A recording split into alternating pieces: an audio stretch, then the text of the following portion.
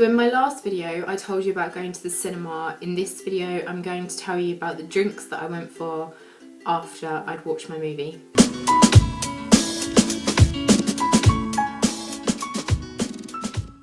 If you've watched my last video, you'll know that it was an impromptu decision to go for a drink after the movie. And I was going out with my friend, her mum and her boyfriend. Her mum and boyfriend I had not really met properly before. So this was a huge task for me to embrace being sociable with people I really didn't know. So I was really pushing myself outside my comfort zone. The place we went to was almost directly opposite the cinema entrance, so that felt okay. There wasn't too much time spent like getting from A to B.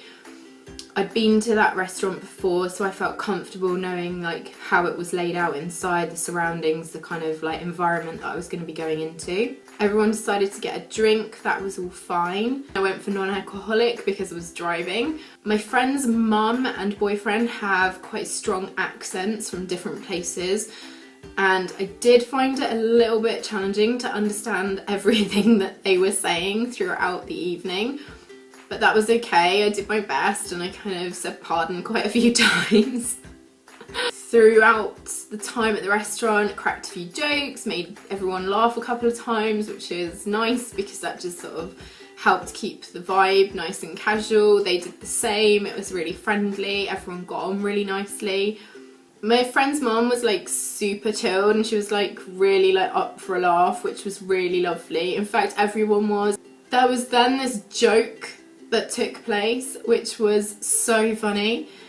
There were people outside, like workmen, putting up the Christmas decorations around the town, and they needed like a crane and stuff because they're like really high up and huge decorations. And my friend's mum spotted this guy who was wearing a Christmas hat, and she said, "What do you call a builder wearing a Christmas hat?"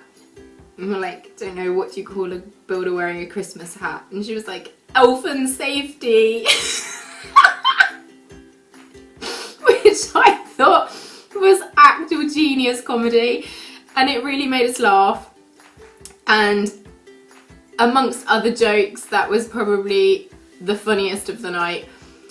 So she kept watching this guy out the window doing his Christmas stuff, and in mid-conversation she just flew out of the restaurant door, accosted this guy. It was so funny because all you could see was like my friend's mum running backwards and forward past the window trying to track this guy down. And then she came back in a few minutes later. My friend was mortified by this point because like her mum was doing weird, embarrassing mum stuff. And she came back in and she'd got the guy's hat. So I assumed that she was just gonna like put it on, take a selfie on her phone and go and give it back to him. I'm like, "What are you doing with his hat?" And she said, "I asked him if I could take a picture of him in the hat, and he said like no, because obviously he couldn't afford for the local council or his employer to ever see that picture because technically he's supposed to be wearing proper safety gear." And so he was like, "I know what I'll do, I'll just give you the hat." I think he kind of just wanted to get rid of her and was just like, "Look, hey, just leave me alone, this is really weird." And so she took his hat and she came back in with the elf hat. And then she just kept going, "Elf and safety." Maybe you had to be there. But it was very, very funny. It was a lovely evening. I had a couple of drinks. I'd say at the point where they decided to have a second round of drinks, I was kind of ready to leave. If you've got social anxiety, you might be able to relate to this, but it's almost like you have an amount of time, a limit within you where it feels like you're okay and you're coping, and then all of a sudden you're very aware of everything, so you're suddenly aware that you're in a public place, you're suddenly aware that you are with people that you wouldn't be with usually, you're suddenly aware of yourself, you're aware of like what your face is doing, what you're saying, and all of a sudden that started to like kick in. And I kind of thought, oh no, the second drink and like getting to the end of this now, this last push is going to be really hard. And so when they first sort of said like, "Let's get a second drink," I was like, I really, like my internal dialogue was going, right, like excuse yourself, say you need to get back, like leave, nudge your friend and kind of go like, I've got to go now, or I can't do any more.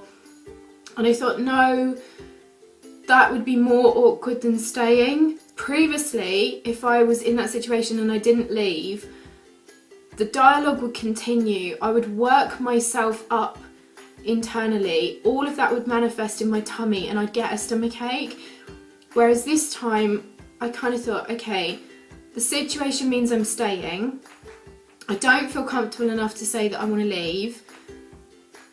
I'm going to change the internal dialogue. So I sort of found myself saying to myself, right, I've decided I'm going to stay. It's fine. Everything thus far has been fine.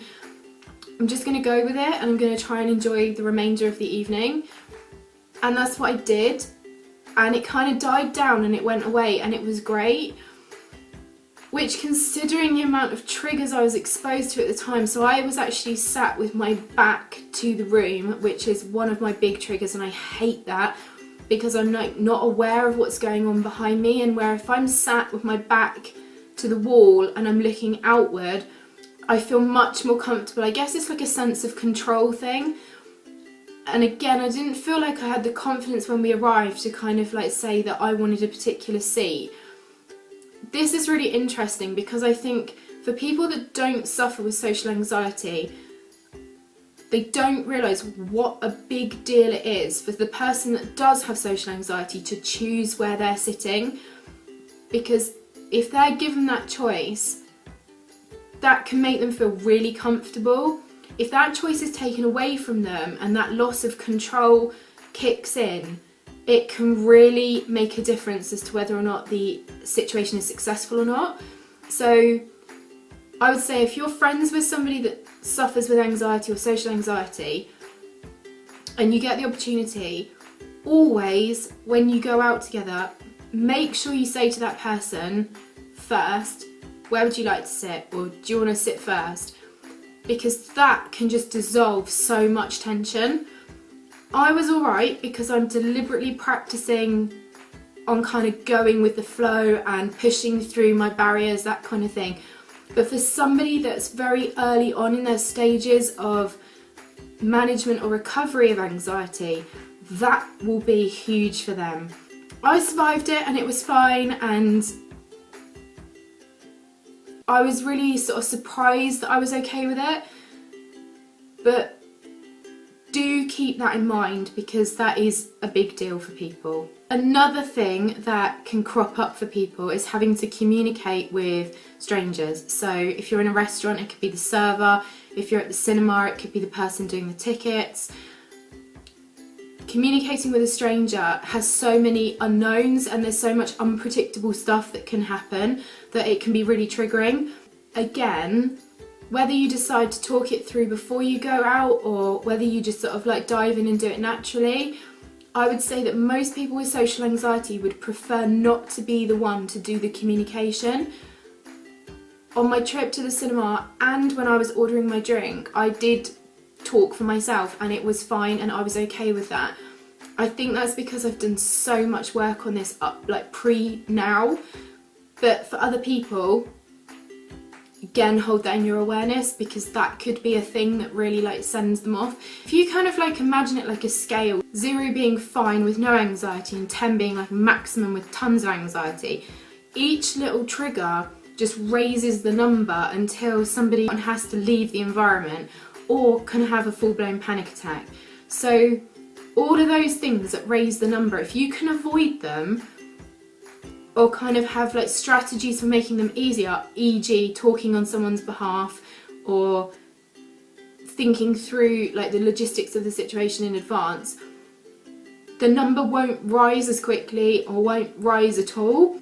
I was really lucky and quite surprised that it went as well as it did because there were quite a few individual points that were quite triggering but that didn't trigger me, or if they did, I immediately kind of counteracted them.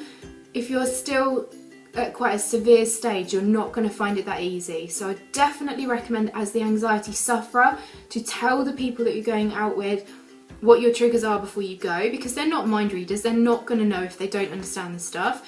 And if you're the friend, then like maybe let them know that you know that that's how it works, and just sort of say to them like, before we go out, is there anything you kind of want me to do Like, would you like me to kind of sort the tickets out for us, or would you like me to order on your behalf? It might be better to have that dialogue before rather than just assume, because even just sort of making those assumptions could be quite triggering. So I'd say where possible, have communication around those things. Once we'd had our second drink, we kind of like wrapped up the evening and decided it was time to go home. And it was all really great, that was fine. We walked back to the car, paid for our car park, walked up the stairs, which again, we would always get the lift. And again, I would never pay for my car parking ticket. My boyfriend would always do that for me, not because we've ever had that conversation, but just naturally he does. And so even that would have been a trigger, like having to sort my own car parking ticket out. And I know that sounds absolutely ludicrous to people who don't have social anxiety, but say there's like a queue of people behind you, and like if you dropped your coins on the floor, or if the machine ate your ticket, or if something didn't go right about that interaction, the overwhelming sense of embarrassment, and therefore the overwhelming sense of anxiety, because you're aware that those things can go wrong, and you're aware then that you will be exposed. So I think I've kind of got into a routine of my boyfriend doing stuff for me, because it minimises me worrying that something could go wrong, or then being in a situation where it does go wrong. So he just automatically jumps in and does that stuff, because he knows that it's just like no problem if he's doing it and I'm not. Whereas when you're like doing these anxiety challenges and you're suddenly doing every single part of this yourself, especially when you're out with people who don't understand how social anxiety works, there are just so many opportunities for it to catch you out. You can see how, with all the work I've done, I'm kind of really coping with all of these bits. But you can also see that if you haven't done the work and you're trying these experiments, there are so many points at which this could go wrong for you, which is why I said in my very first video, start with the thing that you think is going to be the easiest out of the lot, because even the easiest thing for somebody who's really practiced at it is still going to come unstuck, or has the potential to come unstuck. So just be kind to yourself. We got to the top of the stairs and we established that we were all parked quite close together, so we walked round to the cars together. We all gave each other a hug goodbye, which was really lovely, because obviously I'd only just met these people and it felt like we all got on really well, which was so nice. And got in my car and drove home, and on my drive home I just thought, I have done so well this evening. I've been out for like 4 or 5 hours. I elected to go for a drink with complete strangers. I had conversations with complete strangers. I went socialising without my comfort blanket of my boyfriend. Everything went okay. I managed it. I managed more than I thought I was going to be able to. And it was like a massive tick in the box. If you're familiar with CBT, which helps you to rationalise irrational thoughts, every time you tackle your anxiety and it's successful, it's another reality check that says, in reality, my experience of doing that is not what my imagination leads me to believe. So your imagination will give you 100% irrational thought in order to keep you safe. It will point out every danger and every risk and every single thing that could go wrong, and that's where the anxiety comes from.